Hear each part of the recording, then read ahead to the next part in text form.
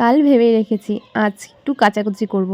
তবে আজকে দেখছি খুব একটা ভালো রৌদ্র উঠেনি, তবে যতটুকু রৌদ্র উঠেছে পাতলা পুতলা যা সমস্ত কাপড় আছে সেগুলো ভালো মতো শুকিয়ে যাবে, কিন্তু মোটা জামা কাপড় একদমই শুকোবে না।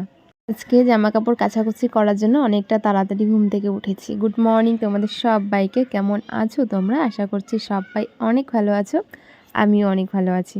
কাপড় জামা অনেক ছিল, তবে যতটা আমি আজকে ধুতে পারবো আর যতটা কাপড়গুলো ধোয়ার পর মেলতে পারবো ঠিক ততটা আমি ভিজে রাখছি, বাকিগুলো আজকে হবে না।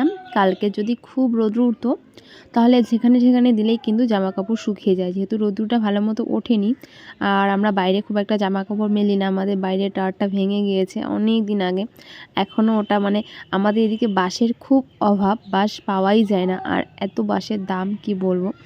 যেগুলো বাঁশ দিয়েই বানানো হয় তো আমাদের সেরকম নেই, আর আমাদের বাড়ির মধ্যেও যে বানানো যাবে সেরকম কোনো জায়গাও কিন্তু নেই।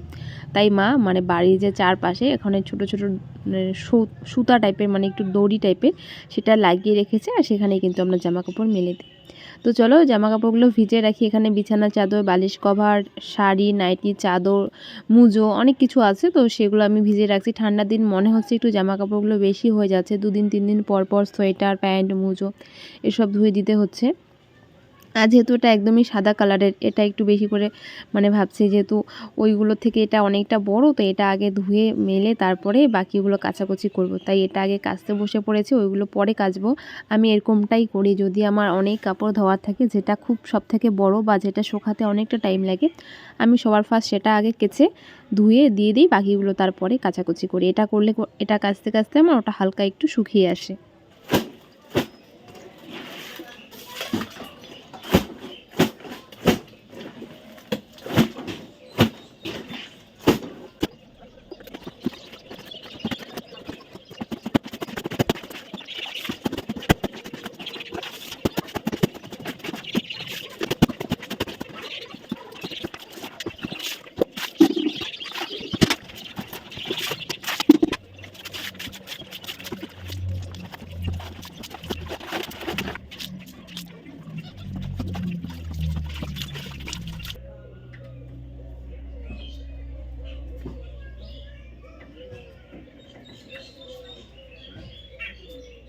তো বড় চাদরটা ধোয়া কমপ্লিট করে নিয়েছি, যাকে এখন অনেকটা নিশ্চিন্ত হলাম যে এটা ততক্ষণে শুকাতে থাক, বাকিগুলো আমি ততক্ষণে কাচতে থাকি।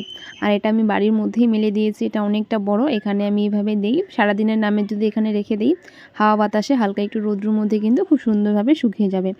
আর আমি কাপড় জামা কাচার পর এভাবে দেখি, ধ্যান দিয়ে দেখি, অনেকক্ষণ অবধি দেখি যে কোথাও কোনো দাগ লেগে আছে কিনা। এটা আমার অভ্যাস, বিশেষ করে সাদা জামা কাপড় কাচাকুচি করার পর যখন কাচি তখন খুব একটা লক্ষ্য করি না, তবে যখন মেলে দিই তখন আমি চারপাশটা ঘুরে ঘুরে দেখি যদি কোথাও দাগ লেগে থাকে। তো চলো এবার ছোটো ছোটো জামা কাপড়গুলো কেচে রেখেছি সেগুলো মেলে দিই। আজকে কেন জানি না রোদ্রুটা ভালো মন্দ উঠছে না, আজকে যদি রোদ্রু না উঠে মনে হয় কালকেও আবার রোদ্র উঠবে না, আকাশটা পুরো অন্ধকার করছে। মানে ঠান্ডা, এমনিতেই ঠান্ডা, তার মধ্যে রোদ্রু নেই, আবার ঠান্ডার উপর আবার ঠান্ডা চাপিয়ে দিয়েছে, একদমই সহ্য করা যাচ্ছে না, এতটাই ঠান্ডা দিয়েছে। তো আমাদের এই পাশটা যেহেতু ঠান্ডাটা একটু বেশি দেয়, রোদ্রুটা নেই, তো সবাই বলে, আমার মামারা এসে বলছে যে আমাদের এই পাশে নাকি প্রচণ্ড ঠান্ডা। তো আমার মামাদের একটু ওখানে থাকতে থাকতে এখানে ওদের ঠান্ডাটা আমাদের যেহেতু সহ্য হয়ে গেছে, মানে আমরা সহ্য করি, ওদের কাছে একটু বেশি ঠান্ডা লাগে। তো আজকে একটুখানি দেখো এটা কি বলে আমি জানি না, হ্যাঁ এখানে একটু চালের গুঁড়ো মানে আজকে ভিজিয়েছি, আজকে করব সরিষা ফুলের বড়া। তো সেটা করব বলে আমি একটুখানি চালের গুঁড়ো ভিজিয়েছি, চালের গুঁড়ো না চালই ভিজিয়েছি, সেটা গুঁড়ো করেছি। তো সেটা দিয়ে আমি একটুখানি সুজি ছিল, চালের গুঁড়ো, সুজি, ময়দা একসঙ্গে পেস্ট করেছি, চিনি দিয়েছি একটু, পেস্ট করে এইগুলো বানিয়েছি। আমি এগুলো নাম জানি না, খেতে দারুণ হয়েছে। পিঠের থেকে আমার কাছে এটা অনেক ভালো লাগে, এটা এতটাই নরম হয়, খেতে দারুণ লাগে। আমার মা তো পুরো এক গামলা শেষ করে দিল, একটা মাত্র রেখেছে সেটা আমার জন্য। তো এখন যেটা আমি হাতে নিয়ে দেখছি এটাই আমার জন্য রেখেছিল মা, আর দারুণ হয়েছে খেতে, দারুণ মানে কি বলবো। আমি আবারও বানাবো, বানিয়ে খাবো, বুনুকেও খাওয়াবো।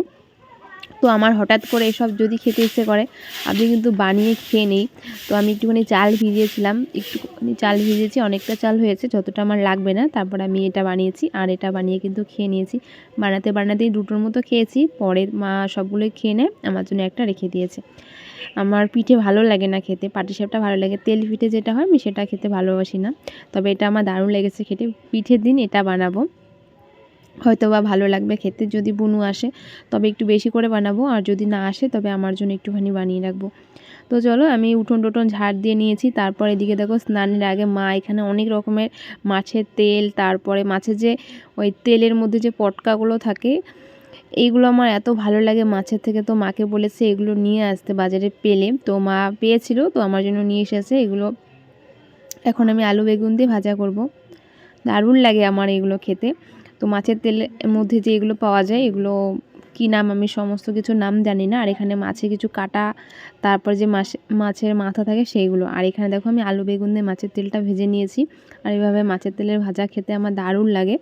তো এখানে গরম গরম ভাত আর কিচ্ছু লাগবে না, মাছের তেলের ভাজা এটা দিয়ে দুপুরবেলা খাওয়া দাওয়া কমপ্লিট করে নিয়েছি। আজকে অনেকটা ঠান্ডা, তো সকালটা একটু লেটেই শুরু হচ্ছে, আবার দুপুরটা খুব তাড়াতাড়ি হয়ে যাচ্ছে, এরকমই হচ্ছে। যেহেতু ঠান্ডাটার মধ্যে উঠতে ইচ্ছে করে না, তারপর সকালের কাজ করতে করতে দুপুর হয়ে যাচ্ছে। তো এখনও স্নান করিনি, যাব স্নানে। আর স্নানে যাওয়ার আগে এতটা পরিমাণে ঠান্ডা লাগছে কি বলবো, যে ভাত খেলাম, ভাত খেলে দেখছি প্রচণ্ড ঠান্ডা লাগে। আর আমি যেহেতু সবসময় গরম জল দিয়ে স্নান করি, তাই আমার ঠান্ডা জল দিয়ে স্নান করার একদমই অভ্যাস নেই বললে চলে। তো স্নান করে নিয়ে এসেছি, এখন ওই যে বানাবো, এটা হচ্ছিলো সরিষা ফুলের বড়া। এটা আমি নদী থেকে নিয়ে এসেছি, খুব সুন্দর টাটকা টাটকা বেশ। আমি কিন্তু মানুষের ক্ষেত থেকেই নিয়েছি, অনেক হয়েছে অনেক হয়েছে। তো সেখান থেকে আমি আমার যে চাদরটা ছিল সেখান থেকে আমি একটুখানি নিয়েছি, ওই এক মুঠের মতো। তারপর দেখছি ছড়ানোর পর অনেকটা হয়েছে। তো এখন সেগুলোকে পরিষ্কার করে বেছে নিচ্ছি। ওই যে বোটাগুলো থাকে ওটা দিলে পরে একটু তেতো তেতো করে খেতে, ওটা খুব একটা না খাওয়াই ভালো। আর যে ফুলগুলো হয় আমি সেগুলোই নিব, এটাকে ভালো করে এখন পরিষ্কার করে নিব। তারপরে কিন্তু এটা দিয়ে আজকে বড়া বানাবো। ঠান্ডার দিনে এরকম মুচমুচে বড়া খেতে বেশ ভালো লাগে। তো আমি সবসময় এগুলো বানিয়ে খেয়ে থাকি। আমাদের পাশে নদী আছে, আর টুকটাক আমি যদি যাওয়া হয় তাহলে আমি সব কিন্তু নিয়ে আসি। তবে হ্যাঁ, এটা ঠিক যে আমি অন্যের জমি থেকেই নিয়ে আসি, কেন কি এখন আমাদের এগুলো করে না। আগে যখন করতো তখন আমি আমাদের ক্ষেত থেকেই নিয়ে আসতাম। এখন যে পাশে বড়বাদের ক্ষেত আছে সেখান থেকে নিয়ে আসি। ফুলগুলো পরিষ্কার করে বেছে নিয়েছি আর বটাগুলো ফেলে দিয়েছি। তো এখন চলো এটাকে একটুখানি ম্যারিনেট করা যাক। ম্যারিনেট বলতে চালের গুঁড়ো, বেসন, পেঁয়াজ, লঙ্কা আর ফুলটা দিয়েছি, এতটুকুই।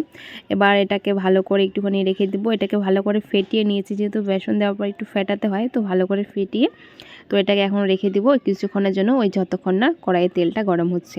তো চলো এবার একে একে বড়াগুলো দেওয়া যাক। আর বড়াগুলো খেতে দারুণ হয়েছে, যেহেতু চালের গুঁড়ো ছিল, পুরো ক্রিস্পি হয়েছে, পুরো মুচমুচে হয়েছিল।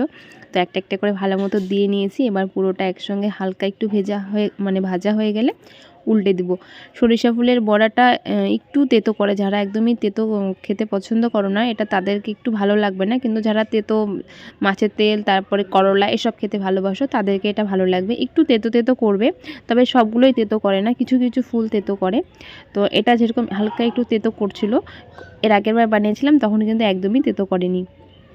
তো আমি এটাকে ভালো মতো কড়া করে ভেজে নিচ্ছি।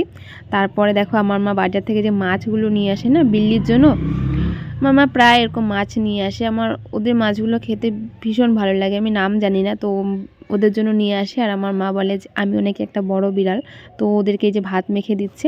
আর এখান থেকে আমি দেখো একটা খুঁটিয়ে খুঁটিয়ে খাচ্ছি। আমার দারুণ লাগে এই মাছগুলো, একদম সাদা ধপধপে সাদা, দারুণ লাগে, কি নাম জানি না, টেস্টি লাগে খুব। তো এটা আমি খেয়ে নিচ্ছি, আর এদিকে বিড়ালকে ভাত মেখে দিচ্ছে। ওদের জন্যই মাছগুলো ছিল, তবে আমার যেটা ভালো লাগে আমি কিন্তু খেয়ে নিই। ওরা দেখো কান্না করছে আমার দিকে তাকিয়ে তাকিয়ে। আর মা যে ভাত মাখছে ওদের সবাইকে একসঙ্গে ভাত দিবে। তো তারপর দেখো বড়াগুলো কীরকম হয়েছে, আমার তো দেখে পুরো জিভে জল চলে আসছে। আর এইগুলো বানিয়েছি সন্ধ্যাবেলা একটু খাবো, আর তার সঙ্গে ভাত দিয়ে খাবো মা আর আমি মিলে। আমি একটুখানি ভিডিও করছিলাম। তো চলো আজকের মতো ভিডিওটা এখানে শেষ করছি। তোমাদের সবাইকে গুড নাইট।